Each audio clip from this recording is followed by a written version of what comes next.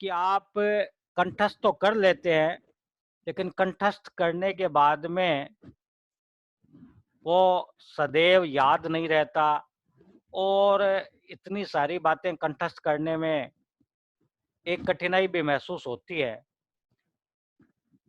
तो आज की क्लास में ये बताया जाएगा कि आपको उपयोग कैसे लगाना है और न्याय के साथ अगर आप उस बात को कंठस्थ करेंगे, समझेंगे, तो आपको बहुत लंबे काल तक वह याद रहेगा। यही हमारी क्लास का उद्देश्य है। अब मैं रेखा जी से अनुरोध करूंगा कि वे स्वयं को अनम्यूट करके अपना वक्तव्य प्रारंभ करें। रेखा जी जो हमारी क्लास 3 या 4 की प्रशिक्षिका भी हैं और हैदराबाद से हैं। रेखा जी सकलेचा अब अपना वक्तव्य प्रारंभ करें।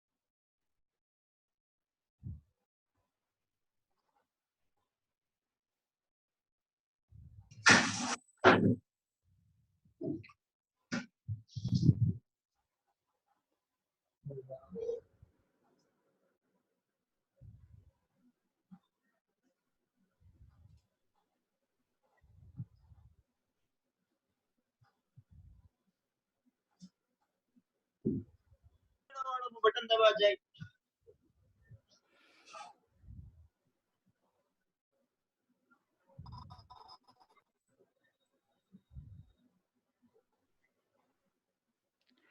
रेखा जी आप तक अगर मेरी आवाज सुन रही है, पहुंच रही है, तो आप प्रारंभ कीजिए।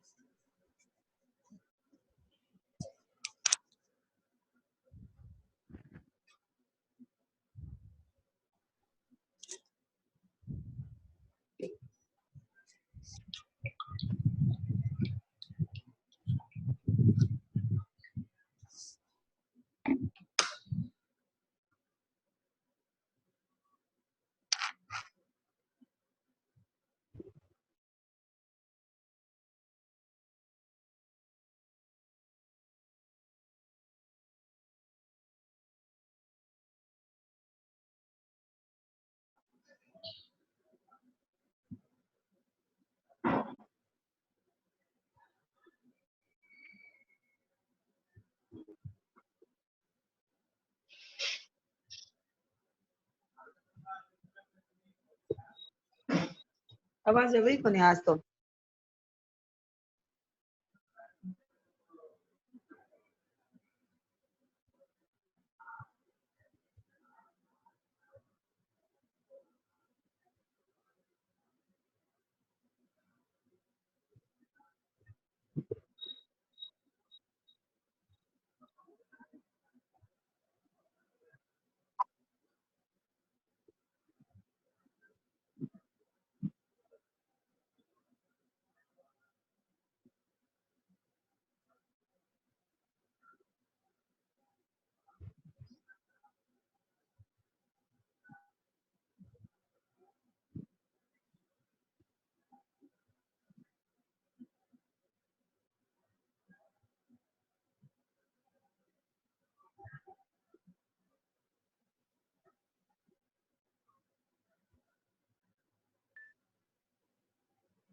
Father Church leader.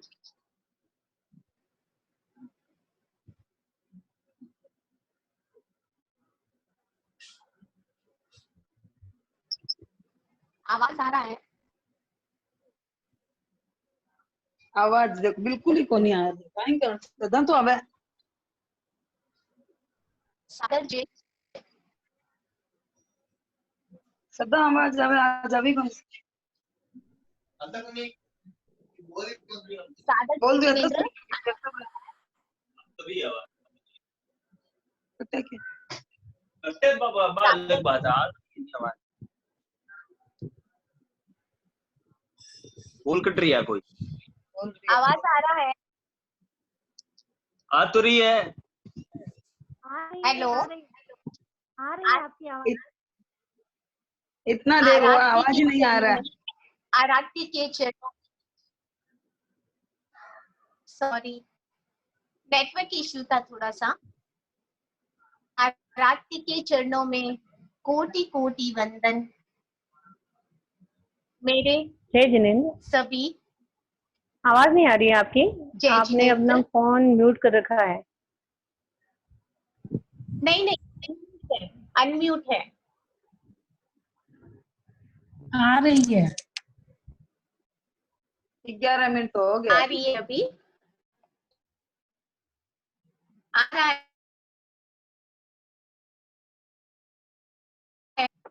जिनेंद्र अभी आवाज आ रहा है? आ रही है। ठीक है।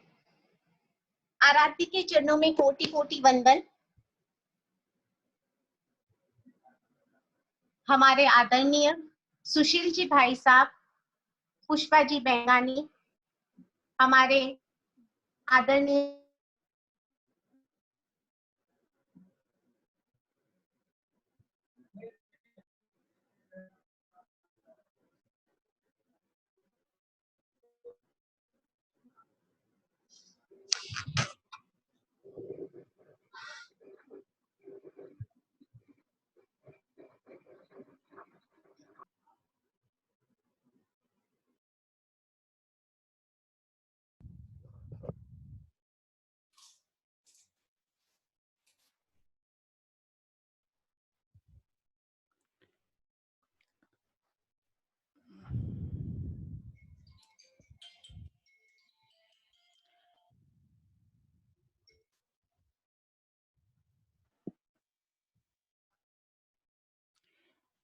रेखा जी की आवाज आनी बंद हो गई है, मुझे लगता है कुछ नेटवर्क इश्यू है।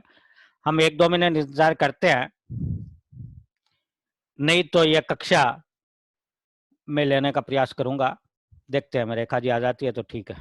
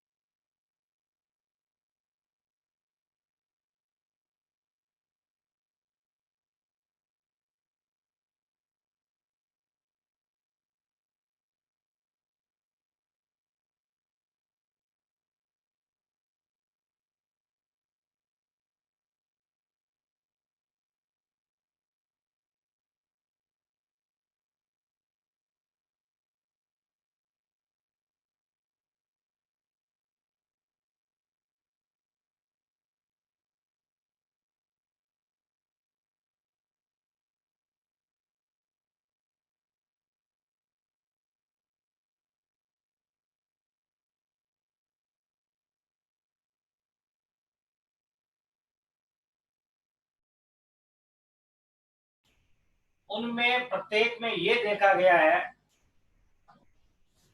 कि भाई पहले बॉल में अगर गति 4 है तो क्या ऐसा भी संभव है कि 1 गति के जीव, 2 गति के जीव, या 2 गति में कौन आ सकता है, 3 गति में कौन आ सकता है, 4 गति में कौन आ सकता है। तो ये सब बातें 25 बॉल की चर्चा के अंतर्गत है। तो मैं पहला बॉल प्रारंभ कर देता हूं, अगर रेखा जी आएगी तो वो दूसरे बॉल से प्रारंभ कर लेगी। हम ये देखें कि गति 4 है, नर गति, वीर्यस गति, मनुष्य गति और देव गति। अब जब 1 गति की बात करते हैं तो सबकी अपनी अपनी गति है।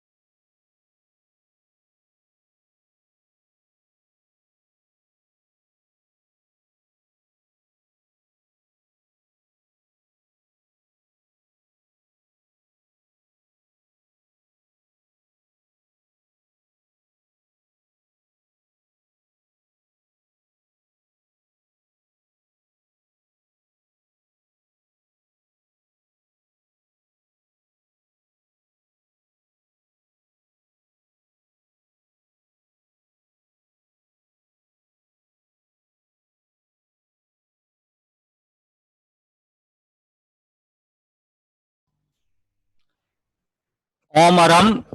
मैं समझता हूँ आप सबके पास आवाज आ रही होगी। और आज पहली बार हम जब से जूम मीटिंग कर रहे हैं, मुझे लगता है पहली बार इस तरह की समस्या हमारे सामने आई। चूंकि रेखा जी से मेरी अभी बात हुई, उनका नेटवर्क अच्छे ढंग से कार्य नहीं कर रहा है। तो अभी मैं सिर्फ पहले बॉल की 25 बॉल की चर्चा बताकर, कल जो चंदा जी चोलडिया ने 14 बॉल तक करवा दिए थे, तो चतुर्भंगी को ही हम आगे चला देते हैं और रेखा जी को कभी और अवसर दे देंगे।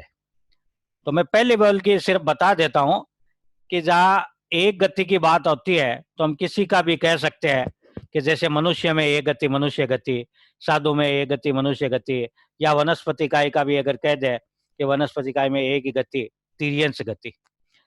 अब प्रश्न आता है कि दो गति किसमें हो सकती है। ये कई कई बार बड़ी उलझन होती है कि भला दो गति कैसे हो सकती है, लेकिन जब बाद में समाधान मिलता है तो बड़ा एक आनंद मिलता है कि अरे हाँ, ये तो हमने सोचा ही नहीं, ये तो हो सकता है। अब आप देखिए कि श्रावक में दो गति हो सकती है। अब श्रावक में दो गति क्यों हो सकती है कि उसमें तिर्यंश गति और मनुष्य गति ये दोनों श्रावक की है। हालांकि मैं अभी दंडक में नहीं जाना चाहता, लेकिन फिर भी हम याद करते हैं कि जब 24 दंडक में भी ये आता है कि दो दंडक किस में है, तो हम कहते हैं तिर्यंश पंचेंद्रिय और मनुष्य पंचेंद्रिय में दो दंडक है।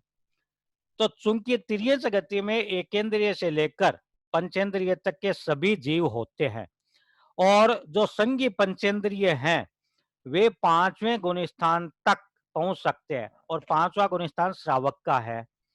तो इस तरह ये कह सकते हैं कि जो श्रावक की गति है उसमें दो गति आ जाती है, तिर्यंश गति और मनुष्य गति। अब आता है कि तीन गति किसमें, तो तीन गति फिर भी वही सोचने का लगता है कि भाई कैसे है। हाँ, वो क्या, तू पूछ ले, बात कर ले। तीन,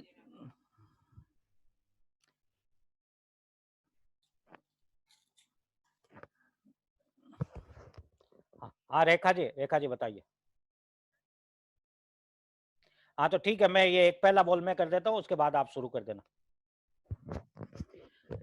तीन गति की जो बात है, तो तीन गति अगर हम नपुंसक वेद कहे तो वहां देखिए तीन गति हो जाती है, क्योंकि नरक गति में तो नपुंसक वेद ही रहता है, और मनुष्य गति में भी नपुंसक हो सकते हैं क्योंकि वह पुरुष वेद, स्त्री वेद, नपुंसक वेद तीनों है। और वैसा ही तिर्यंश में भी तीनों है, तो नपुंसक वेद तीन गति में तो हो जाते हैं। लेकिन देव गति की ये विशेषता है कि देव गति में नपुंसक वेद नहीं होता, वहां पुरुष वेद और स्त्री वेद दो ही वेद होते हैं। और वो भी आप ये समझ लीजिए कि वैमानिक देव के पहले दूसरे देवलोक तक स्त्री वेद होता है, उसके बाद में स्त्री वेद भी नहीं होता। तो जो तीसरा देवलोक से लेकर 26वें देवलोक तक केवल पुरुष वेद रहता है। हालांकि ये विषय इसका नहीं है, लेकिन अब जब तत्व चर्चा कर रहे हैं तो कई बार ये प्रश्न आता है कि सम्यक्त्व प्राप्ति के बाद में स्त्री वेद का बंधन नहीं होता। इसके पीछे भी मैं जहां तक समझ पाया हूं उसमें ज्यादातर लॉजिक यही है कि वो मनुष्य अगर वैमानिक देव में जाते हैं तीसरे से लेकर 26वें तक, तो वहां पर चूंकि स्त्री वेद भी नहीं है, नपुंसक वेद भी नहीं है, केवल पुरुष वेद है, इसलिए उस अपेक्षा से हम ये कहते हैं कि स्त्री वेद का वहां पर बंधन नहीं होता। और रेखा जी ने मेरे को सूचित किया है कि अब उनका नेटवर्क ठीक हो गया है। हालांकि आज समय तो कम रहेगा, लेकिन फिर भी आप लोगों की इतनी उपस्थिति है, इतना उत्साह है, तो मैं रेखा जी से अनुरोध करूंगा कि वे अब पहला बॉल मैंने बता दिया है, दूसरे बॉल से प्रारंभ करके प्रशिक्षण प्रारंभ करें।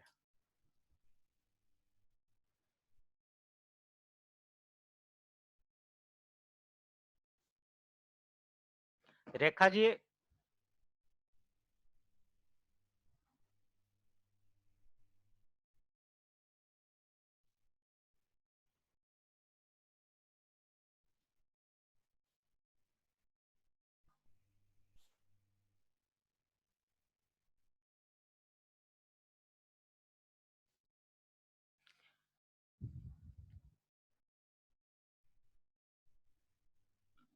हाँ रेखा जी, आपको अनम्यूट कर दिया है मैंने, आप अपनी क्लास प्रारंभ करें।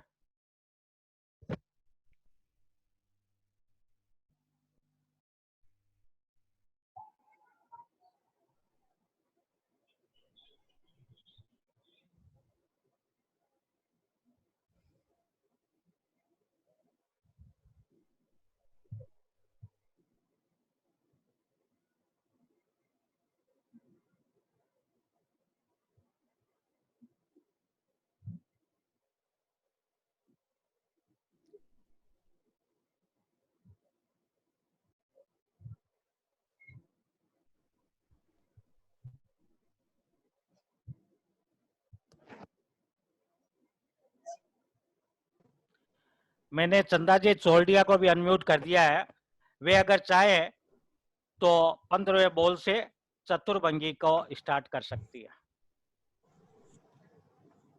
जय जिनेन्द्र। चतुर्भंगी को कल से 15वें बोल से प्रारंभ करते हैं। आवाज आ रही है भैया? हाँ बिल्कुल आवाज आ रही है, आप कंटिन्यू कीजिए। हाँ ठीक है।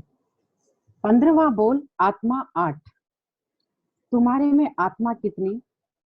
हमारे में श्रावक की अपेक्षा 7 आत्मा है, चारित्र को छोड़कर, और साधु में 8 चारित्र की अपेक्षा। आत्मा जीव या अजीव? आत्मा जीव है। किस आत्मा के जीव कम, किस आत्मा के जीव अधिक? चारित्र आत्मा के जीव कम, द्रव्य, उपयोग और दर्शन आत्मा के जीव अधिक। तो द्रव्य, उपयोग और दर्शन को सबसे अधिक लेने का कारण है कि संसार के प्रत्येक प्राणी में ये तीन आत्मा तो निश्चित रूप से होती है, और चारित्र आत्मा छठे गुण स्थान में आती है, तो चारित्र आत्मा इस अपेक्षा से कम। आत्मा किस कर्म का उदय? कषाय आत्मा मोहनीय कर्म का उदय है। योग आत्मा नाम कर्म और मोहनीय कर्म दोनों का उदय है, क्योंकि योग की शुभ प्रवृत्ति नाम कर्म का उदय है, और जहां योग में अशुभ प्रवृत्ति जुड़ जाती है वहां मोहनीय कर्म का उदय बताया है। इसलिए योग आत्मा नाम कर्म और मोहनीय कर्म दोनों का उदय। द्रव्य आत्मा पारिणामिक भाव है, इसलिए उदय भाव में नहीं ली है, और शेष आत्माएं उदय भाव नहीं है। 17वां बोल 16वां बोल दंडक 24। तुम्हारे में दंडक कौन सा? हमारा दंडक 21वां है मनुष्य पंचेंद्रिय का। दंडक जीव या अजीव। दंडक जीव है क्योंकि जीव स्थान दंडक जीव स्थान है और हम सब संसार के सभी प्राणी 24 दंडकों में विभक्त है। किस दंडक के जीव कम, किस दंडक के जीव अधिक? 21वें दंडक के जीव सबसे कम बताए हैं और 16वें दंडक के सबसे अधिक। 21वें दंडक के जीव सबसे कम अर्थात मनुष्य संख्याता है। मनुष्य संख्याता है और 16वें दंडक में निगोद की अपेक्षा से जीव सबसे अधिक लिए हैं। दंडक किस कर्म का उदय? तो दंडक भी नाम कर्म का उदय है। 17वां बोल लेशा 6। तुम्हारे में लेशा कितनी? हमारे में लेशा 6 ही है। लेशा जीव या अजीव? तो द्रव्य लेशा अजीव है और भाव लेशा जीव है। द्रव्य लेशा पुद्गलों द्रव्य लेशा पौद्गलिक है। पुद्गलों के संयोग से आत्मा और भाव लेशा पौद्गलिक, भाव लेशा जीव अर्थात पुद्गलों के संयोग से आत्मा में जो परिणाम बनते हैं वह भाव लेशा है। किस लेशा के जीव कम और किस लेशा के जीव अधिक? तो शुक्ल लेशा के जीव कम, कृष्ण लेशा के जीव अधिक। क्योंकि शुक्ल लेशा के सात्विक गुण स्थान के बाद में शुक्ल लेशा ही होती है और कृष्ण लेशा पहले से छठे गुण स्थान तक है और चारों गति में है कृष्ण लेशा, इसलिए कृष्ण लेशा के जीव अधिक। लेशा किस कर्म का उदय? तो लेशा नाम कर्म और मोहनीय कर्म दोनों का उदय है। शुभ लेशा नाम कर्म का उदय है और अशुभ लेशा मोहनीय कर्म का उदय है। 18वां बोल दृष्टि 3। तुम्हारे में दृष्टि कौन सी? क्योंकि हम व्यवहार से खुद को सम्यक्ति मानते हैं तो हमारी दृष्टि एक सम्यक दृष्टि। दृष्टि जीव या अजीव? दृष्टि जीव है क्योंकि दृष्टि जीव में ही पाई जाती है। सम्यक दृष्टि, मिथ्या दृष्टि या मिश्र दृष्टि, इसलिए दृष्टि जीव है। किस दृष्टि वाले जीव कम और किस दृष्टि वाले जीव अधिक? तो मिश्र दृष्टि वाले जीव कम, मिथ्या दृष्टि वाले जीव अधिक। मिश्र दृष्टि अर्थात तीसरे गुण स्थान में, तीसरे गुण स्थान की स्थिति अंतर्मुहूर्त है और इस दृष्टि से अंतर्मुहूर्त में ये दृष्टि बदल जाती है, सम्यक दृष्टि या मिथ्या दृष्टि। या तो जीव सम्यक दृष्टि हो जाएगा या मिथ्या दृष्टि हो जाएगा। तो सम्यक दृष्टि होगा तो वो चौथे गुण स्थान में चला जाएगा और मिथ्या दृष्टि गलत धारणा रखेगा तो वो पहले गुण स्थान में आ जाएगा। और मिथ्या दृष्टि के जीव सबसे अधिक इसके लिए है कि पहले गुण स्थान की अपेक्षा से और निगोद एकेंद्रीय वनस्पति की अपेक्षा से। दृष्टि किस कर्म का उदय? दृष्टि उदय भाव नहीं है, दर्शन मोहनीय कर्म का उपशम क्षायिक क्षयोपशम भाव है। दर्शनावर्ण्य का क्षयोपशम, उपशम क्षय क्षयोपशम। 19वां बोल ध्यान 4। तुम्हारे में ध्यान कितने? श्रावक की अपेक्षा 3, प्रथम 3 ध्यान और साधु की अपेक्षा 4 ध्यान। 8 ध्यान जीव या अजीव? ध्यान जीव है। किस ध्यान वाले जीव कम, किस ध्यान वाले अधिक? शुक्ल ध्यान वाले कम और आर्त रौद्र ध्यान वाले अधिक। ध्यान किस कर्म का उदय? यहाँ भी 2 उत्तर है, आर्त ध्यान, रौद्र ध्यान। मोहनीय कर्म का उदय है धर्म ध्यान। शुक्ल ध्यान उदय भाव नहीं है। मोह कर्म का उपशम क्षयोपशम क्षायिक भाव है।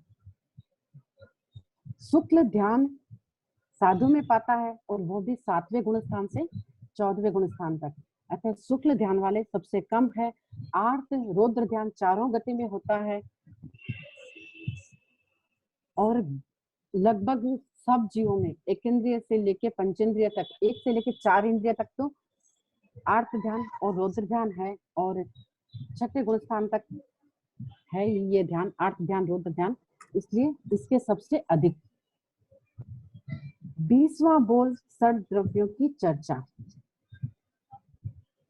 तुम किस द्रव्य में आते हो? जीव द्रव्य में, क्योंकि 6 द्रव्य में एक जीव द्रव्य ही जीव है। द्रव्य जीव या अजीव, तो 5 द्रव्य अजीव है, एक जीवास्तिकाय जीव है। कौन सा द्रव्य कम, कौन सा द्रव्य अधिक? धर्मास्तिकाय, अधर्मास्तिकाय, आकाशास्तिकाय कम, क्योंकि ये द्रव्य से एक द्रव्य है। काल अधिक, क्योंकि काल अनंत है। षड द्रव्य किस कर्म का उदय? षड द्रव्य उदय भाव नहीं है, पारिणामिक भाव है।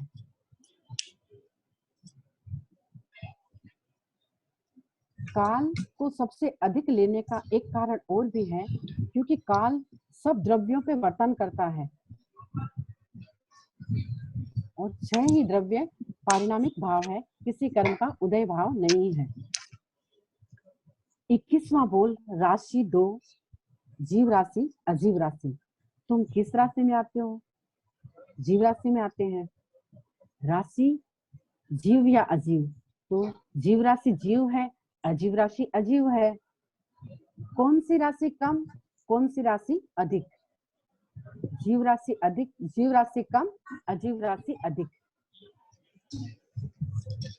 अजीव राशि के सामने जीव राशि कम है। राशि किस कर्म का उदय? राशि उदय भाव नहीं है, पारिणामिक भाव है। जीव 22वां बोल श्रावक के 12 व्रत।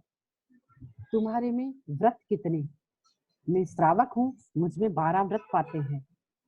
व्रत जीव या अजीव? व्रत जीव ही व्रत को धारण करता है, इसलिए व्रत जीव है। किस व्रत के जीव कम, किस व्रत के जीव अधिक? तो मिथ्यात्व के भेद की तरह व्रतों में भी कम या अधिक नहीं है, सभी परस्पर संबद्ध है। व्रत किस कर्म का उदय?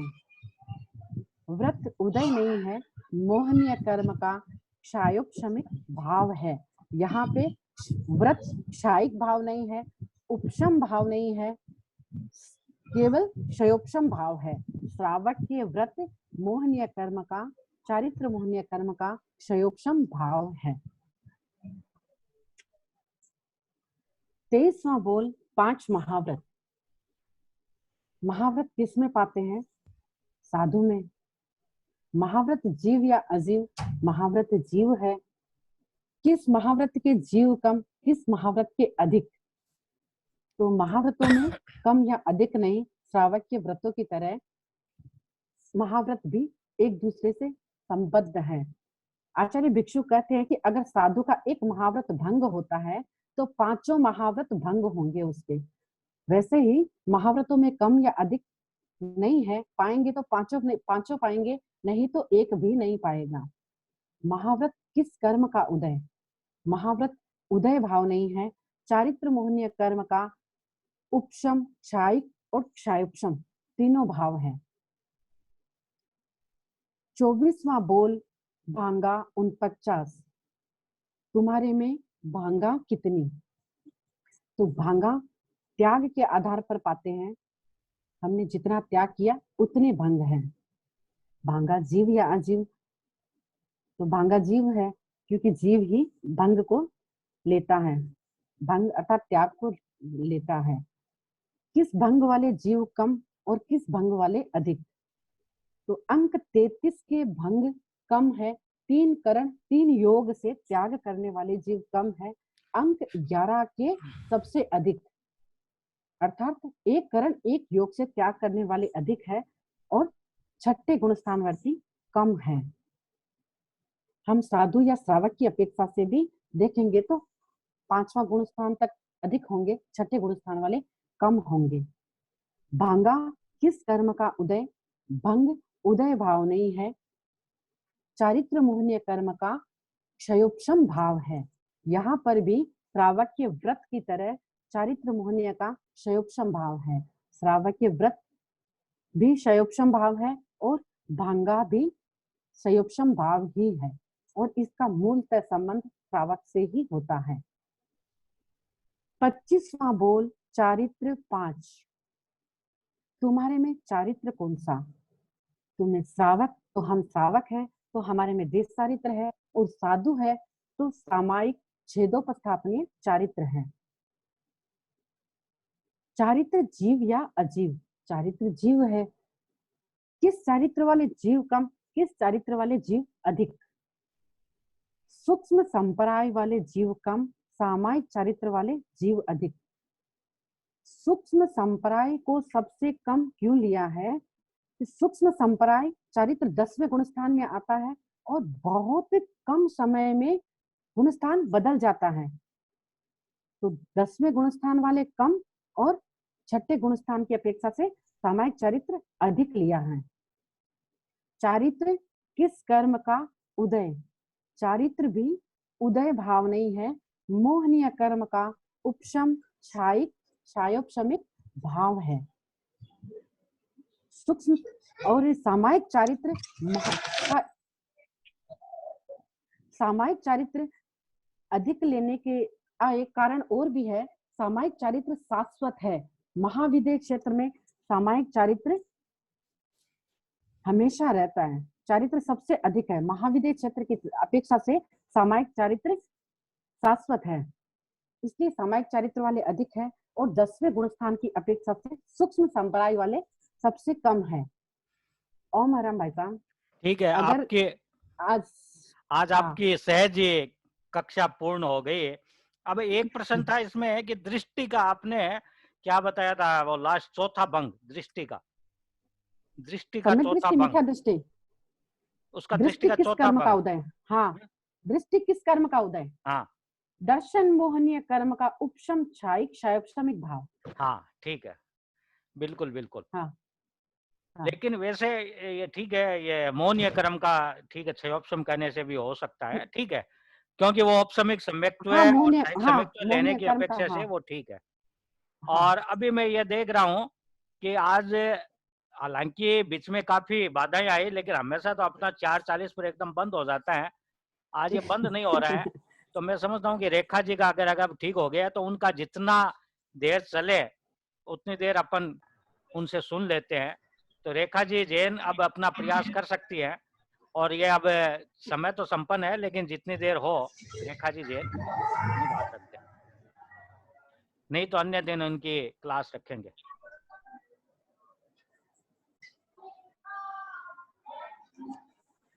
इस मध्य किसी की कोई जिज्ञासा हो तो अपना हाथ खड़ा कर दें, तो उनको जिज्ञासा रखने का अवसर दे देते हैं। हाँ, या पारसमल जी हाथ खड़ा कर रहे हैं, ये तो वीडियो में कर रहे हैं, मैंने देख लिया। हाँ। यहाँ इस सिस्टम में भी होता है, वहां भी आप कर सकते हैं। जो 2 प्रश्न थे वो इनके ही थे। ठीक है, मैं इनका अनम्यूट करता हूँ पारसमल जी का। पारसमल जी साहब प्रश्न पूछे, बहुत अच्छी अच्छी जिज्ञासाएं रखते हैं ये। हाँ, वही। ठीक है, पारसमल जी बोलिए।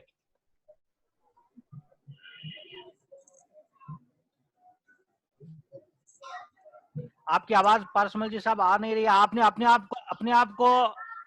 आप को अनम्यूट कीजिए। मैंने कर दिया अनम्यूट आपको, आप खुद स्वयं कर लीजिए। अब आप ठीक है, अब आएगी आवाज।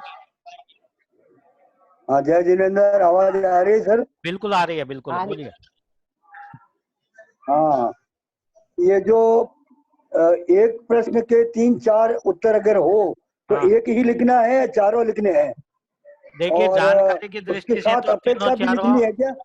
नहीं, देखिए आप समझिए बात को कि ये लक्ष्य परीक्षा में क्या लिखना है उससे ज्यादा आपकी जानकारी ज्यादा पुष्ट हो, ये लक्ष्य हमेशा रखना चाहिए। अब रही बात आपने ये नहीं पूछा, आप मीटिंग में तो नहीं, सही मैं है। सुन लिया, मैं समझ गया। आपका पूछने का मतलब है कि जैसे क्षयोपशम, उपशम, क्षायिक, ये तीनों लिखना उचित रहता है क्या? अगर ये तीनों बातें होती हैं तो तीनों लिखना ही उचित रहता है।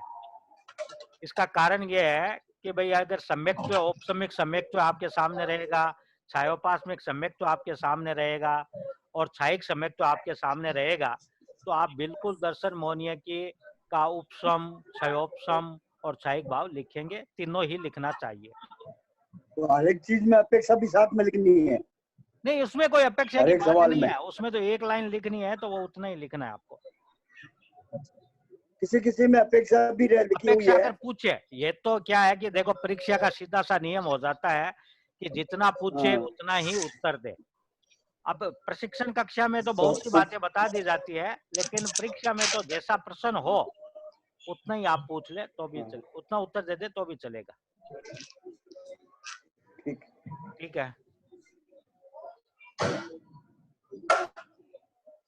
अब रेखा जी दिख तो रही है, अब उनका मेरे को कुछ समझ में नहीं आ रहा है। भैया नहीं, दो की क्या जिज्ञासा है हाँ ठीक है, अब भैया आप दो उत्तर की दे दीजिए, अगर जिज्ञासा आपको ध्यान में है तो दे दीजिए, बताइए। नहीं। हाँ नहीं मतलब भैया वो अनम्यूट करेंगे तो आपको अनम्यूट नहीं किया क्या? अच्छा ठीक है, मैं देख। नहीं। ज्योति जी और दो की जिज्ञासा है उनको, मेरे को ठीक है, ज्योति जी का तो मैंने ही पूछ लिया था, फिर भी मैं कर देता हूँ, वो उन्होंने वो अच्छा अच्छा हाथ किया हैंड था। रेज आया हाँ उनका। ठीक है, मैं दोनों को कर दिया। सुवर्णा जी पूछ ले पहले। सुवर्णा जी अपनी बात रख दे। ये बोलना। हेलो, जय जिनेन्द्र।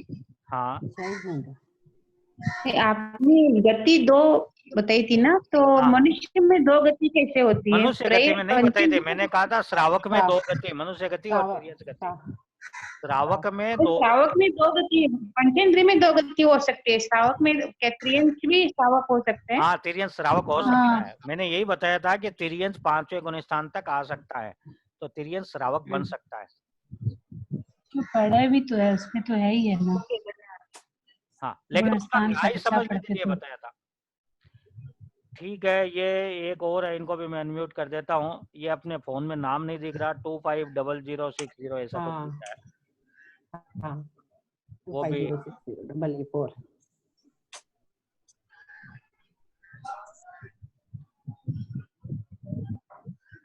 हाँ, ये जय जिनेन्द्र। हाँ हाँ रेखा जी आ गए। रेखा जी ट्राई कर रही है। रेखा जी ठीक है, जिनका प्रश्न नहीं जी होता। सादर जय जिनेन्द्र। आज के लिए मैं अच्छा, आप आज आपको आज जूम के ने मौका दे दिया है, जूम ने मौका दे दिया है, तो जब तक ये जूम चालू रहे आप कंटिन्यू रखिए। तब तक जी ठीक है। आज विदाउट फॉर्मेलिटीज मैं स्टार्ट करूंगी। हाँ। सबसे पहले तो क्षमा चाहूंगी, नेटवर्क इश्यू था इसीलिए। 25 पोल की चर्चा वैसे दिखने में बहुत टफ लगती है, लेकिन बहुत इजी है अगर हम समझ जाएं। जैसे पहला बोल सुशील भैया ने शायद कवर कर लिया है कि पहले बोल गति 4 है तो किसमें कौन सा पाता है। जैसे एक गति सबकी अपनी अपनी होती है। अब इसमें लास्ट में ऑलमोस्ट आया हुआ है समुच्चय। ये सब हमें अपेक्षाकृत समझना चाहिए। समुच्चय भी अपेक्षाकृत होता है और पहला भी जो होता है वो अपेक्षाकृत। जैसे देखिए गति होती है तो एक गति जैसे है सबकी अपनी अपनी गति होती है, किंतु जैसे एक पर्याप्ति किसमें, तो सबसे पहले आहार पर्याप्ति प्रारंभ 6 ही पर्याप्ति एक साथ होती है, किंतु आहार पर्याप्ति एक समय में पूर्ण होने से आहार पर्याप्ति पहली पर्याप्ति में मानी जाती है। जैसे एक पर्याप्ति किसमें, शरीर पर्याप्ति के अलब्धियां मतलब अपूर्णता या अप्राप्ति। जब तक वह शरीर पर्याप्ति पूरी नहीं हो रही है उसकी अलब्धियां यानी अपूर्णता में आहार पर्याप्ति। इस अपेक्षा से हम देखें तो कुछ बोलों में अपने अपने अनुसार नाम के अनुसार पाया जाता है। मैं पहले बोल से, पहला बोल शायद सुशील भैया आपने कवर कर लिया हाँ है, पहला या कर लिया, आप वापस दूसरे से बताऊं? शुरू कर दीजिए।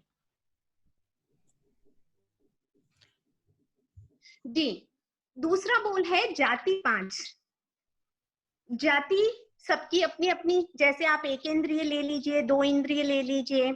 अब इसमें एक कुछ बातें मैंने नोट डाउन की हैं जो आपको समझने की है।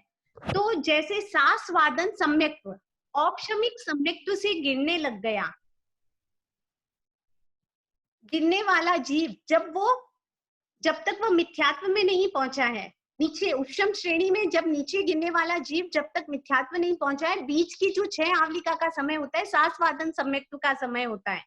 तो वो सासवादन सम्यक्त्व हमें समझना चाहिए, क्योंकि ये हमेशा बार बार आता है, हर बोल में आता है। तो इन सब की डेफिनेशन आपको अगर समझ में आ जाती है, जैसे अब इसमें आता है वैक्रिय शरीर, दूसरा है 2 जाति किसमें वैक्रिय शरीर। अच्छा, वैक्रिय शरीर इसमें एक इंद्रिय और पंचेंद्रिय बताया गया है। जब बादर वायुकाय, सूक्ष्म वायुकाय नहीं, बादर वायुकाय जब वातुल रूप धारण करता है, जैसे चक्रवर्ती तूफान जैसी हवा, बहुत बवंडर जैसी हवा धारण करता है, तब वह वैक्रिय लब्धिधारी बनता है, वैक्रिय शरीर बन जाता है उसका, तो उसे वैक्रिय धारी बोलते हैं। तो वायुकाय 5 स्थावर में केवल एक वायुकाय है जिसमें वैक्रिय शरीर, औदारिक, औदारिक मिश्र, वैक्रिय, वैक्रिय मिश्र और कार्बन, ये 5 शरीर पर्याप्त अपर्याप्त की अपेक्षा से पाए जाते हैं। तो दूसरे बोल में है 2 जाति किसमें वैक्रिय शरीर, एकेंद्रिय और पंचेंद्रिय। पंचेंद्रिय में जो तिर्यंश पंचेंद्रिय और मनुष्य होते हैं, संगी मनुष्य और जो होते हैं, जो वैक्रिय लब्धिधारी बन सकते हैं, उनकी अपेक्षा से पंचेंद्रिय लिया गया है। 3 जाति 3 विकलेंद्रिय में। अच्छा, विकलेंद्रिय किसे कहते हैं? द्विंद्रिय, त्रिंद्रिय, चतुरिंद्रिय, इनको विकलेंद्रिय कहते हैं। ये आप हमेशा याद रखिए। 5 स्थावर यानी पृथ्वीकाय, अपकाय, तेजसकाय, वायुकाय, 3 विकलेंद्रिय यानी द्विंद्रिय, त्रिंद्रिय, चतुरिंद्रिय। 4 जाति किसमें? त्रस काय में। त्रस जिसमें गमनागमन, सुख दुख, सुख पाने और दुख की निवृत्ति करने के लिए गमनागमन की जो क्षमता होती है उसे त्रस काय कहते हैं। द्विंद्रिय से लगाकर पंचेंद्रिय तक के जीवों को त्रस काय कहते हैं। तो त्रस काय में एक इंद्रिय को छोड़ा है क्योंकि वह स्वतः गमनागमन नहीं करते हैं, अपने सलक्ष्य गमनागमन नहीं करते हैं, इसीलिए एक इंद्रिय त्रस काय में नहीं आता है। द्विंद्रिय से लगाकर पंचेंद्रिय तक के जीव त्रस काय में आते हैं। तो 5 जाति किसमें? समुच्चय जीव, समुच्चय जीव माने सभी जीवों की अपेक्षा से। तीसरा बोल कायचे। एक काया किसमें? साधु में त्रस काय ले लीजिए आप, पृथ्वी काय ले लीजिए, अप काय ले लीजिए, कोई भी ले सकते हैं। 2 काय किसमें?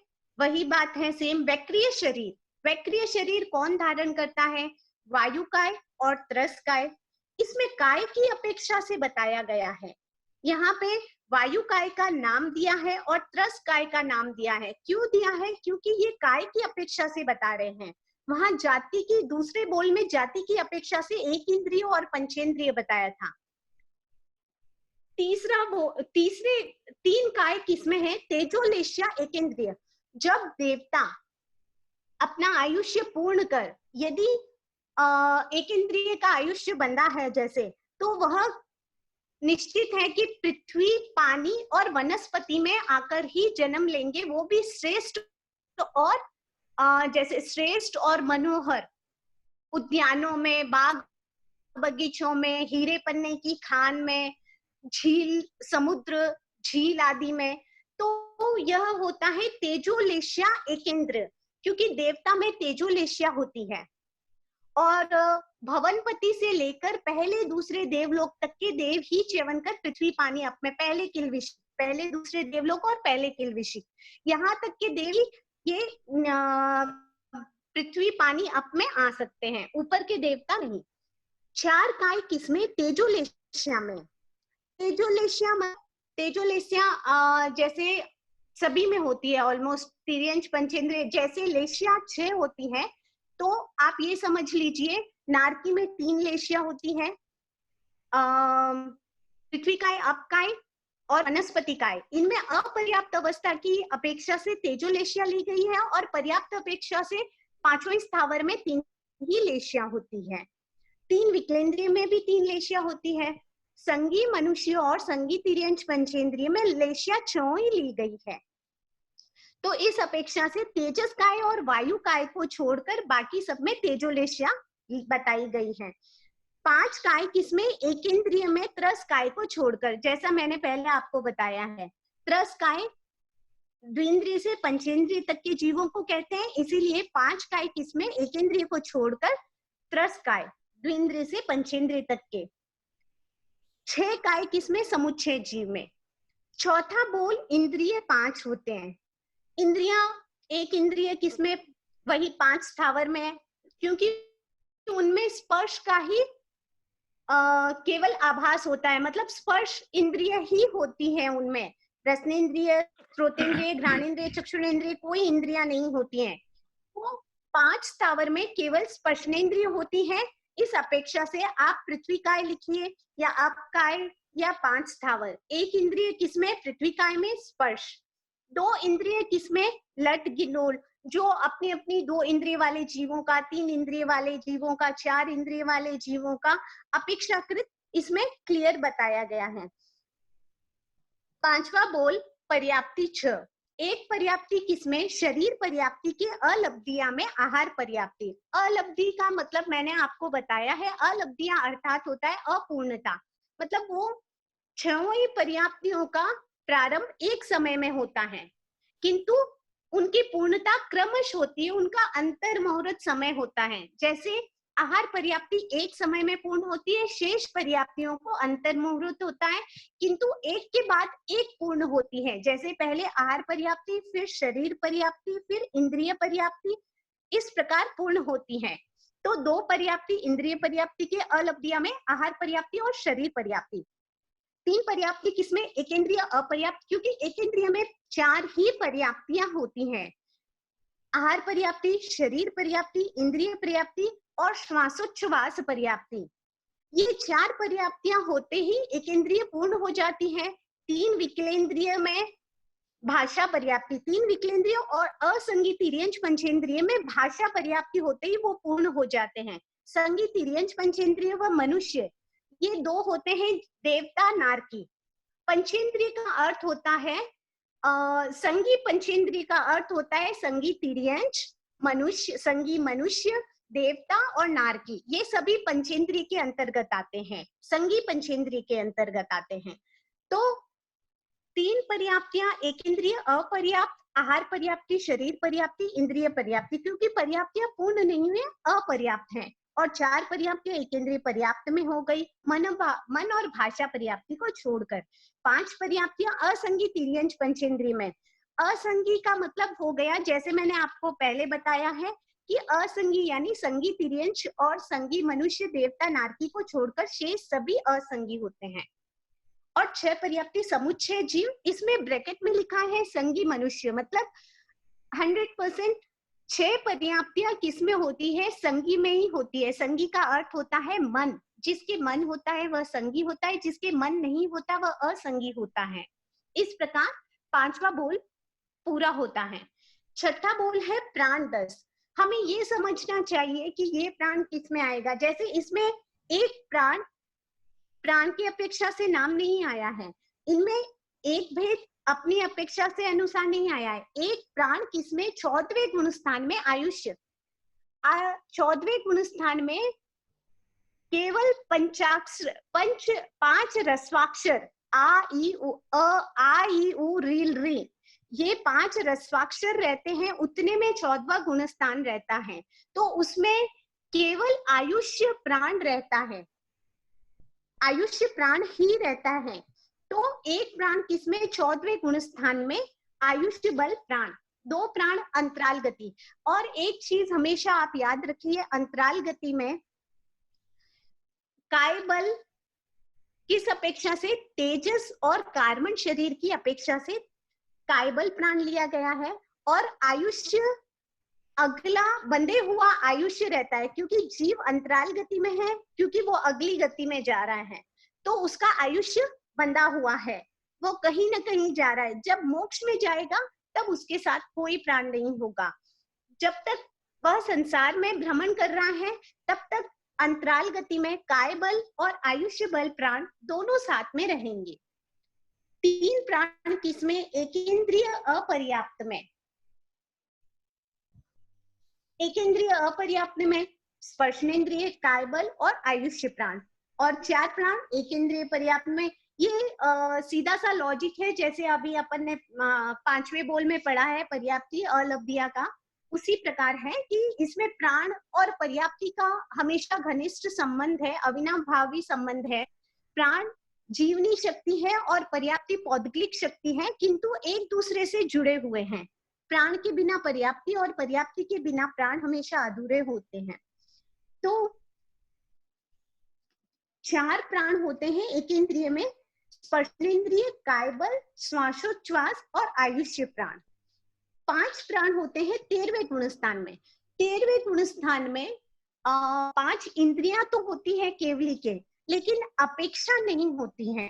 अपेक्षाकृत नहीं होने से इन 5 इंद्रियों को नहीं लिया गया है, क्योंकि वह अतीन्द्रिय ज्ञानी हो जाते हैं। इंद्रियों की आवश्यकता नहीं होने से 5 इंद्रियों को नहीं लिया गया है। 6 प्राण किसमें है? 6 प्राण होते हैं द्विंद्रिय में, 7 त्रिंद्रिय में। इस प्रकार जैसे 5 इंद्रियां हैं, इसमें एक लॉजिक होता है। जैसे 5 इंद्रियां हैं, स्पर्शेंद्रिय, रसनेन्द्रिय, घ्राणेन्द्रिय, चक्षुरेंद्रिय, श्रोतेंद्रिय, ये क्रमश एक के बाद जैसे एकेंद्रिय में स्पर्शेंद्रिय आती है, तो द्विंद्रिय में रसनेन्द्रिय आती है, त्रिंद्रिय में घ्राणेन्द्रिय बढ़ती जाती है, और उसके साथ जैसे काय बल है तो द्विंद्रिय से लगाकर असंगी पंचेंद्रिय तक भाषा आ जाती है, और फिर मन आता है मनुष्य और तिर्यन संगी में। तो इस प्रकार क्रमश 1, 1, 2 एक साथ बढ़ जाते हैं। 6 प्राण किसमें? द्विंद्रिय में, स्पर्शेंद्रिय, रसनेन्द्रिय, इसमें वचन बल और काय बल आया है, और श्वासोश्वास और आयुष्य प्राण ये वैसे ही है। पूर्व यथावत 4 प्राण वैसे ही रहेंगे एकेंद्रिय वाले, किंतु 2 और जुड़ जाते हैं, वचन बल और रसनेन्द्रिय। फिर तीसरे त्रिंद्रिय में घ्राणेन्द्रिय जुड़ जाएगा, श्रोत, चक्षु, मन को छोड़कर। 8 प्राण चतुरेंद्रिय में श्रोत को छोड़कर, 9 प्राण असंगी तिर्यंच पंचेंद्रिय में मन को छोड़कर, और 10 प्राण समुच्चय जीव संगी पंचेंद्रिय में। ये बहुत इजी बोल है समझने की अपेक्षाकृत में। 7वां बोल है शरीर 5। शरीर विनाशशील या पौद्गलिक, जो इसमें शरीर एक शरीर किसी में भी नहीं पाता है, एक शरीर कभी भी नहीं होता है, क्योंकि तेजस और कार्बन जो होते हैं अंतराल गति में भी जैसे काय बल लिया हुआ है, काय बल उसी अपेक्षा से लिया गया है, क्योंकि तेजस और कार्बन शरीर हमेशा साथ में रहते हैं, उन्हें ही काय बल शरीर कहा गया है। तो 2 शरीर अंतराल गति में होते हैं, तेजस और कार्बन। 3 शरीर किसमें होते हैं? 3 शरीर आप किसी में भी बोल सकते हैं, जैसे पृथ्वी काय, वायु काय को छोड़कर 5 टावर में, 3 विकलेंद्रिय में आप ले सकते हैं, 3 शरीर ले सकते हैं, क्योंकि औदारिक मिश्र और कार्बन। जहां मिश्र आएगा, आप एक बात हमेशा समझिए, जहां मिश्र आएगा वहां या तो अंतराल गति की अपर्याप्त अवस्था में ही मिश्र आता है, या अंतराल गति की अपेक्षा अंतराल गति और समुद्घात में मिश्र होता है। तो 3 शरीर किसमें? पृथ्वी काय में औदारिक, तेजस, कार्बन। 4 शरीर वायु काय में आहारक को छोड़कर, वायु काय में ले सकते हैं, या फिर आप एक मिनट, हाँ, संगी तिर्यंच पंचेंद्रिय, मनुष्यनी, किसी को भी ले सकते हैं, उनमें भी 4 शरीर पाता है। जैसे स्त्री होती है, तो स्त्री अगर साधु बनती है, आहारक लब्धिधारी नहीं बनने से आहारक शरीर की प्राप्ति नहीं होती है। कुछ बातें हैं जो इनसे हटकर होती है। संगी तिर्यंच पंचेंद्रिय जो श्रावक होते हैं वक्रीय लब्धिधारी बन सकते हैं, औदारिक शरीर भी होता है, वक्रीय शरीर भी बना सकते हैं, किंतु आहारक शरीर केवल 14 पूर्वधारी साधु के ही होता है और विशिष्ट मुनि के। तो इस अपेक्षा से आहारक शरीर को छोड़ा गया है। और 5वां शरीर होता है, 5 शरीर किसमें? समुच्चय जीव 6ठे गुणस्थान, यानी कि विशिष्ट लब्धिधारी साधु में आहारक शरीर। 8वां बोल है योग 15। योग, एक योग किसमें, एक योग किसी में भी हो सकता है, वायु काय को छोड़कर 4 स्थावर में, औदारिक काय योग पर्याप्त अवस्था में, किंतु अपर्याप्त अवस्था में हमेशा मिश्र आ जाता है। तो पर्याप्त अवस्था में अंतराल गति में अनारक स्थिति में कार्बन काय योग हो सकता है, क्योंकि वो सिंगल होता है।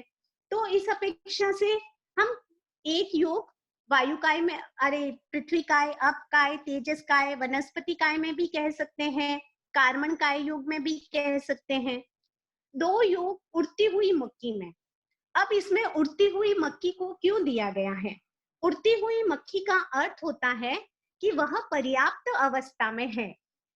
द्विंद्रिय से वचन बल आ जाता है और रसनेन्द्रिय भी आ जाता है, तो भाषा आ जाती है। तो भाषा यानी सत्य असत्य मिश्र भाषा नहीं, व्यवहार भाषा आती है, केवल व्यवहार भाषा आती है। तो इस अपेक्षा से इसमें व्यवहार भाषा ली गई है। 3 विकेंद्रिय, असंगी, तिर्यंच, पंचेंद्रिय, पर्याप्त में भी 2 योग कह सकते हैं, औदारिक और व्यवहार भाषा। 3 योग किसमें, वायु काय को छोड़कर 4 स्थावर में पर्याप्त अपर्याप्त की अपेक्षा से। हम अगर अपर्याप्त और पर्याप्त की अपेक्षा देखें तो औदारिक, औदारिक मिश्र और कार्बन 3 योग हो सकते हैं।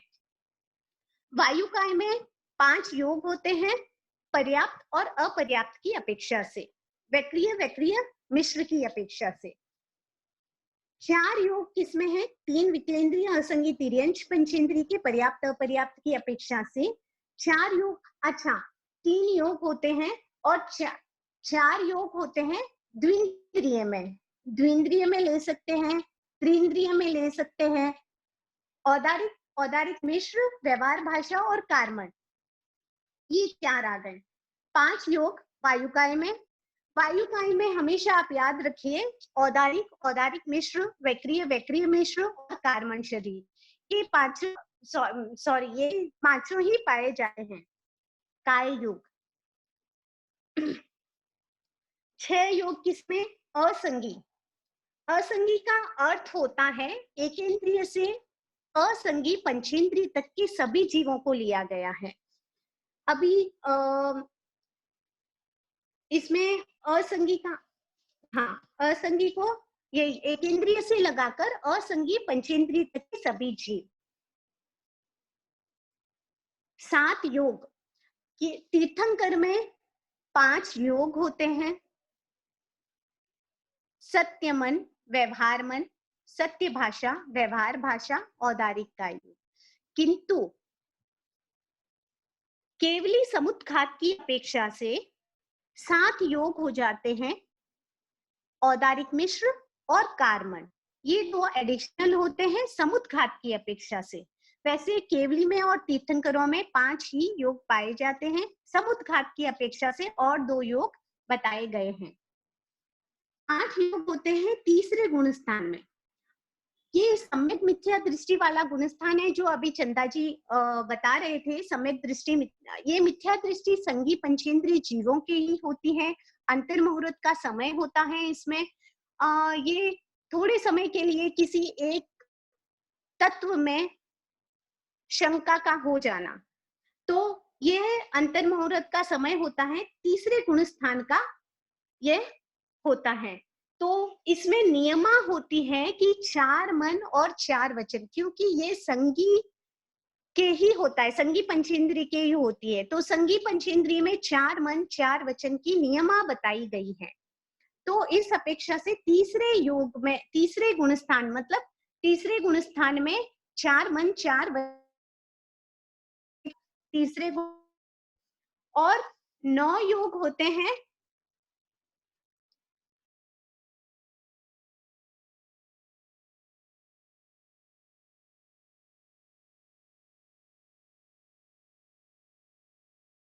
जो का कालमान होता है और 9 साधु मिलकर करते हैं। इसमें परिहार विशुद्धि चारित्र वाले ऑलमोस्ट अप्रमत्त अवस्था में रहते हैं, और जो ये साधना करते हैं वो कोई भी वैक्रिय लब्धि मतलब कोई भी लब्धि धारण नहीं कर सकते हैं। इस अपेक्षा से 4 मन, 4 वचन और 1 औदारिक, तो 9 योग उनके हो जाते हैं। तो 9 योग किसमें है? परिहार, विशुद्धि, चारित्र में। 10 योग तीसरे गुण स्थान की अपेक्षा से अगर देवता और नारकी है तो वैक्रिय शरीर, और अगर संगी तिर्यन संगी मनुष्य है तो उसकी अपेक्षारिक शरीर लिया गया है। 4 मन 4 वचन की तो नियमा ही है, औदारिक और वैक्रिय अपेक्षाकृत है, इसीलिए दोनों को ऐड कर दिया है। तो योग 10 हो जाते हैं तीसरे गुण स्थान के। 11 योग देवता और नारकी में भी कह सकते हैं, योगलिक में कह सकते हैं। योगलिक में 4 मन 4 वचन, जो भी संगी है उनमें 4 मन 4 वचन तो होगा ही। अब योगलिक है तो औदारिक, औदारिक मिश्र और कार्मण, देवता है तो वैक्रिय, वैक्रिय मिश्र कार्मण। तो ये 11 योग हो जाते हैं देवता में, नारकी में या योगलिक में कह सकते हैं। 12 योग होते हैं श्रावक में। श्रावक में, श्रावक पर्याप्त अवस्था में है तो अंतराल गति नहीं है तो कार्मण काय योग नहीं होता है। श्रावक समुद्घात नहीं कर सकता है तो कार्मण काय योग नहीं होता है। और इस अपेक्षा से और श्रावक आहारक लब्धिधारी नहीं बन सकता है। इस अपेक्षा से कार्मण काय योग और आहारक आहारक मिश्र काय योग छोड़ा गया है और श्रावक के पर्याप्त में 12 योग लिए गए हैं। 13 योग हो सकते हैं मनुष्यनी में, जैसे मैंने आपको बताया, संगी तिर्यंच पंचेंद्रिय में कह सकते हैं। इस प्रकार 13 योग आहारक आहारक मिश्र को छोड़कर होता है। और 14 योग मनोयोगी में, क्योंकि उनमें कार्मण काय योग केवल अनाहारक स्थिति में पाया जाता है। कार्मण काय योग अंतराल गति और समुद्घात के समय होता है और मनोयोगी में ये नहीं होता। अंतराल गति और समुद्घात छठे मनोयोगी छठे गुणस्थान वर्ती लब्धि धारु साधु की अपेक्षा से अंतराल गति नहीं हो सकती है, अतः कार्मण काय योग नहीं होता और समुद्घात केवली करते हैं। इस अपेक्षा से मनोयोगी में 14 योग लिए गए हैं और 15 योग समुच्चय जीव साधु में समुद्घात की अपेक्षा से। अब आता है उपयोग। सबसे पहली बात होती है, उपयोग के 2 प्रकार होते हैं, साकार उपयोग, अनाकार उपयोग। साकार उपयोग में 5 ज्ञान आते हैं और 3 अज्ञान, और अनाकार उपयोग में 4 दर्शन आते हैं, चक्षु दर्शन, अचक्षु दर्शन, अवधि दर्शन, केवल दर्शन। चाहे ज्ञान हो या अज्ञान, दर्शन हमेशा सहवर्ती रहता है दोनों का। इसमें बताया गया है एक उपयोग किसमें, प्रथम समय के सिद्धों में केवल ज्ञान। हमेशा प्रथम समय के सिद्धों में गुणस्थान की चर्चा, जो गुणस्थान दिग्दर्शन गीतिका, उसमें भी बताया गया है कि हमेशा ज्ञान पहले आता है। प्रथम समय के सिद्धों में केवल ज्ञान पहले आता है। बहुत सूक्ष्म समय का फर्क होता है शायद दर्शन के लिए, केवल ज्ञान होते ही फिर दर्शन हो जाता है। तो प्रथम समय के सिद्धों में केवल ज्ञान, और 2 उपयोग किसमें होता है, सिद्धों में। प्रथम समय के सिद्धों में नहीं, सिद्धों में केवल ज्ञान और केवल दर्शन। 3 उपयोग किसमें होते हैं, एकेंद्रिय में कह सकते हैं आप, 3 विकलेंद्रिय में कह सकते हैं, असंगी तिर्यंच पंचेंद्रिय अपर्याप्त में भी 3 उपयोग कह सकते हैं। तो 3 उपयोग असंगी तिर्यंच सॉरी 3 उपयोग मति अज्ञान, श्रुत अज्ञान और अचक्षु दर्शन। 5 स्थावर मिथ्यात्वी होते हैं। 56 अंतर्द्वीप के युगलीय भी मिथ्यात्वी होते हैं, किंतु उनमें चक्षु दर्शन अचक्षु दर्शन दोनों होने से वह 3 उपयोग में नहीं आते हैं। तो 3 उपयोग में 3 विकलेंद्रिय, असंगी तिर्यंच पंचेंद्रिय, अपर्याप्त में भी 3 उपयोग कह सकते हैं। अपर्याप्त अवस्था में यदि सांस वादन सम्मिक्त्व वाले जीव हैं तो मति ज्ञान मति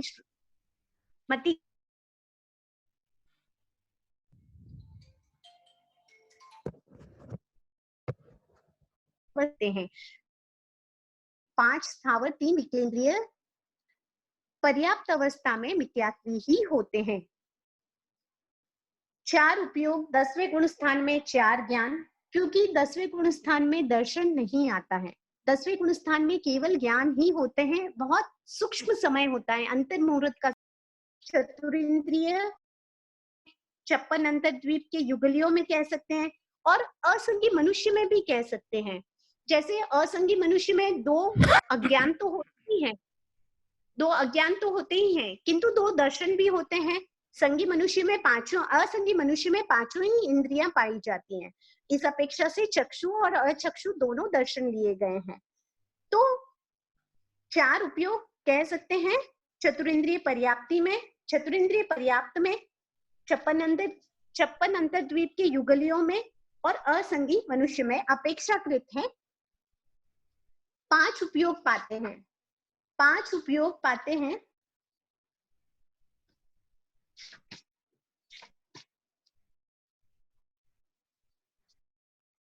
पांच उपयोग होगा द्विंद्रिय में। आप इसे द्विंद्रिय में ले सकते हैं, त्रिंद्रिय में भी ले सकते हैं, क्योंकि सांसवादन सम्यक्त्व की अपेक्षा से, जैसे अभी बताया है कि सांसवादन सम्यक्त्व अपर्याप्त अवस्था में आता है।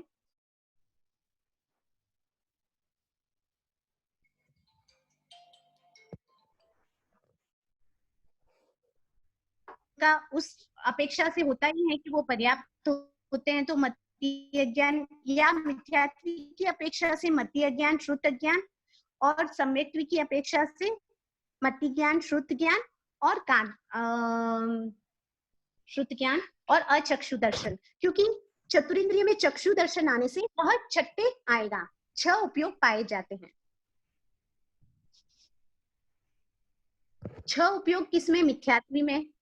मिथ्यात्वी में 3 अज्ञान 3 दर्शन मिथ्यात्वी में ले सकते हैं, चतुरिंद्रिय में ले सकते हैं। 5 अनुत्तर विमान के देवों में भी आप 6 उपयोग कह सकते हैं। 5 अनुत्तर विमान के देवताओं में अज्ञान नहीं पाता है, केवल ज्ञान होता है। तो 3 ज्ञान 3 दर्शन की अपेक्षा से हम 5 अनुत्तर विमान भी बता सकते हैं।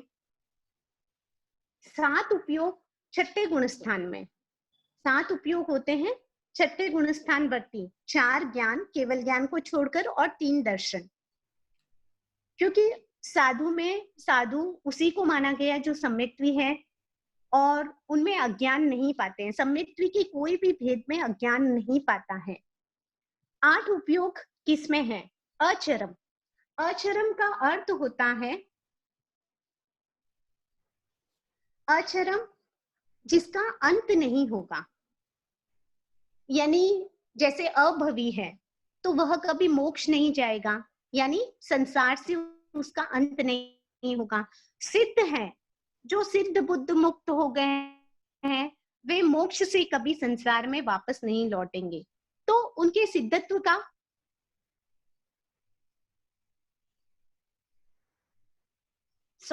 किसी ने कुछ मैसेज किया है 14वें गुण स्थान का, मैं आपको बाद में बताती हूँ। तो अभवी की अपेक्षा से और सिद्धों की अपेक्षा से यहाँ पे अचरम बताया गया है और अचरम में 8 उपयोग बताए गए हैं। 8 उपयोग बताए गए हैं। 3 अज्ञान 4 दर्शन केवल ज्ञान, यानी 3 अज्ञान 3 दर्शन तो अभवी की अपेक्षा से, केवल ज्ञान और केवल दर्शन जो है वह सिद्ध आत्माओं की अपेक्षा से बताए गए हैं। 9 उपयोग 9 ग्रेव तक के देवता, संगी तिर्यंश किसी में भी बता सकते हैं, नारक देवता, 9 उपयोग होते हैं। मनः पर्यज्ञान केवल दर्शन को छोड़कर। 10 उपयोग। एक बात मैं आपको बताती हूँ कि जैसे वेद होता है सवेदी, 9वें गुण स्थान तक होते हैं सवेदी, और 9वें गुण स्थान का पहला समय सवेदी का होता है और फिर बाद में अवेदी का समय प्रारंभ होता है। 9वें गुण स्थान में सवेदी और अवेदी दोनों होते हैं, किंतु पूर्ण अवेदी 10वें गुण स्थान से प्रारंभ होता है। तो हमेशा याद रखिए कि वेद हमेशा 9वें गुण स्थान तक होता है। वेद जो स्त्री वेद, पुरुष वेद, नपुंसक वेद कहते हैं, वह 9वें गुण स्थान तक होता है। और इसी तरह क्रोध, मान, माया, क्रोध कषाई, मान कषाई और माया कषाई, ये भी 9वें गुण स्थान तक होते हैं। केवल लोभ कषाई होते हैं, वे 10वें गुण स्थान में होते हैं। तो 10 उपयोग किसमें है? स्त्री वेदी में, केवल ज्ञान और केवल दर्शन को छोड़कर। 11 उपयोग अभाषक। अभाषक किस अपेक्षा से लिए गए हैं? अभाषक लिए गए हैं आयो।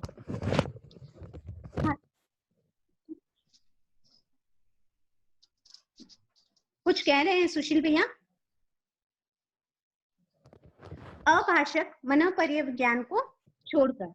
अभाषक किस अपेक्षा से लिए गए हैं कि जब कोई प्राणी अगले जन्म में संगी पंचेंद्रिय के रूप में उत्पन्न होने वाला होता है और जब तक भाषा पर्याप्ति पूर्ण रूप से बांध नहीं लेता है, बंद नहीं जाती है, तब तक वह अपर्याप्त होता है। तो वह अपर्याप्त अवस्था अभाषक ही रहता है।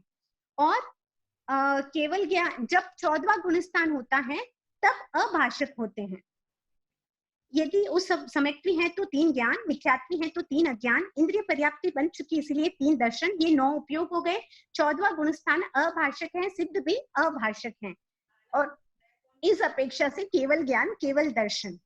आप हमेशा इसमें अपेक्षाकृत भेद याद रखिए कि किस अपेक्षा से, जैसे अचरम में अभवी और सिद्धों की दोनों की अपेक्षा से लिया गया है। केवल ज्ञान, केवल दर्शन सिद्धों की अपेक्षा से, और 3 अज्ञान, 3 दर्शन अभवी की अपेक्षा से।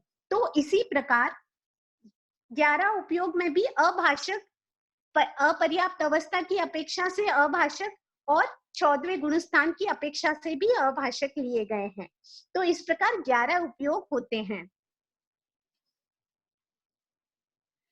और 12 उपयोग समुच्चय जीव में। 10वां मूल कर्म 8 होते हैं।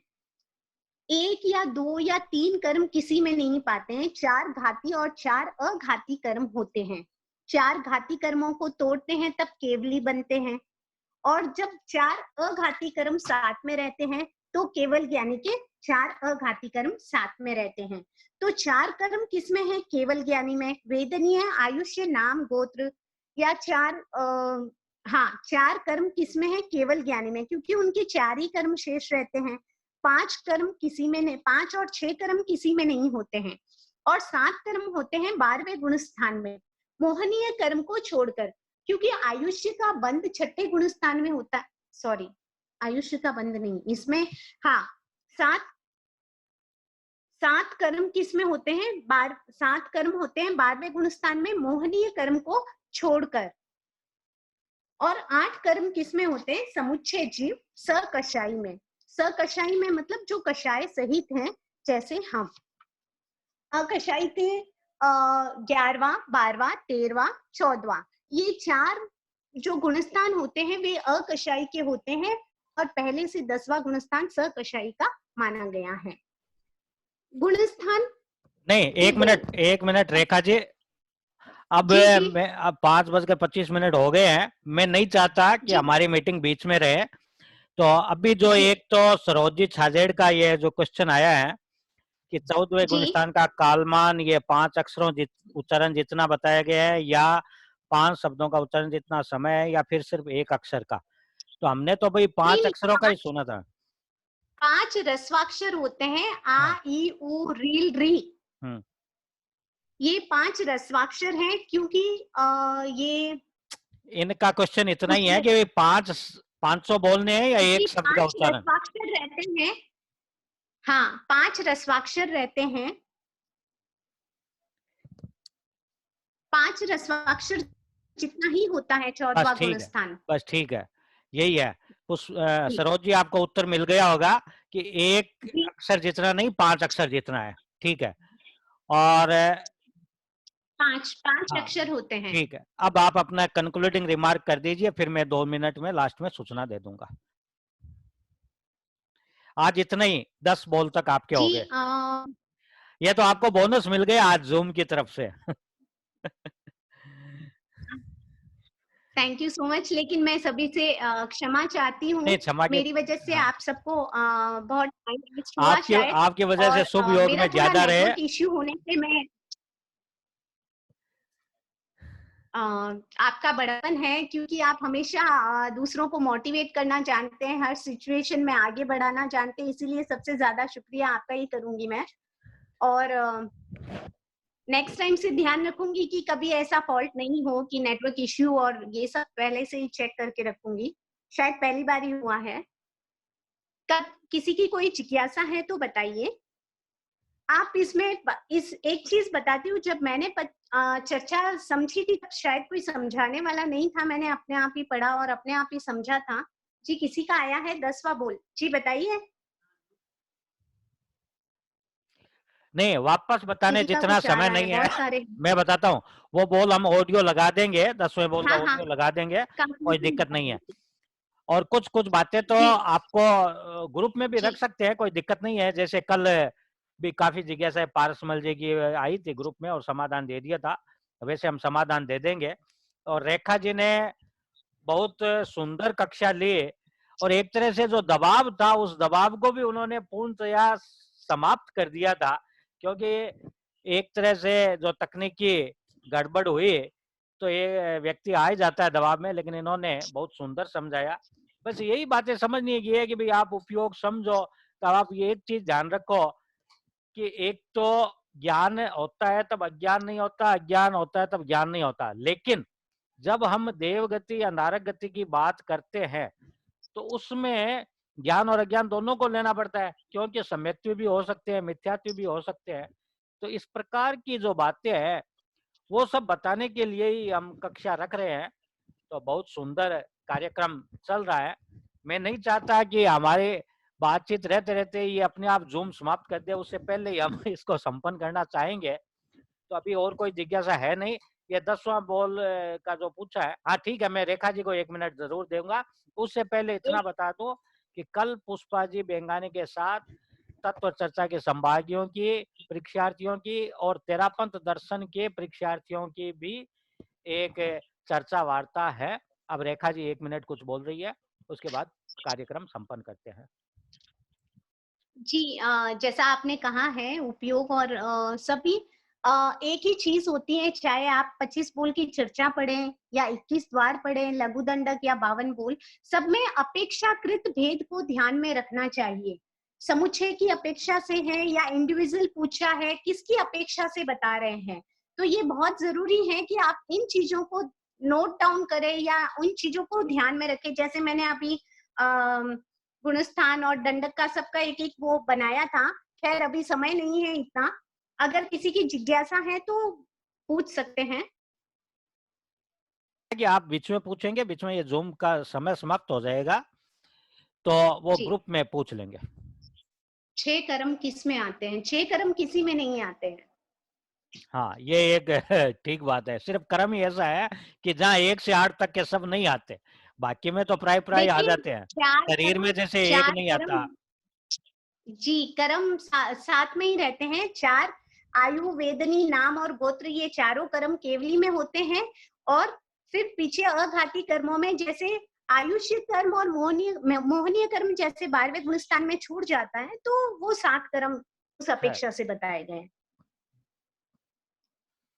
आयुष्य क्रम नहीं छूटता, मोहनीय क्रम छूटता है तो 7 हो नहीं, जाते हैं। मोहनीय कर्म, हाँ, मोहनीय कर्म। और जब 4 घाती क्रम 6 होते हैं तो 4 हो जाता है। 7, जी 4 केवली और में 0, 4। 7, 4 और जी 0, ऐसा ही होता है। हाँ जैसे जैसे शरीर में है जी। ना, एक शरीर किसी में नहीं रहता, तो ये कुछ कुछ में जैसा हो ही नहीं सकता, संभव ही नहीं होता, तो वहां उसको बताया नहीं जा सकता। कुछ बातों की नियमा है, जैसे हाँ, अंतराल गति में शरीर 2 पहला ही रहेंगे ही रहेंगे। चौथा गुणस्थान, हाँ, उसी पहला दूसरा चौथा गुणस्थान सबकी अपेक्षाकृत भेद के अपेक्षा से लिया गया है। ठीक है। मैं पुनः सभी संभागियों को विशेष धन्यवाद देना चाहता हूं कि आपने बहुत धैर्य के साथ हमें अतिरिक्त 40 मिनट दिए और सबने बहुत ध्यानपूर्वक सुना, तो सबके प्रति आभार। अब समय संपन्न।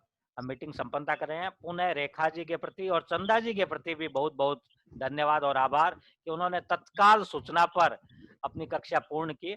ओम, और हम कल पुनः मिलते हैं 4 बजे। जय जिनेन्द्र। ओम।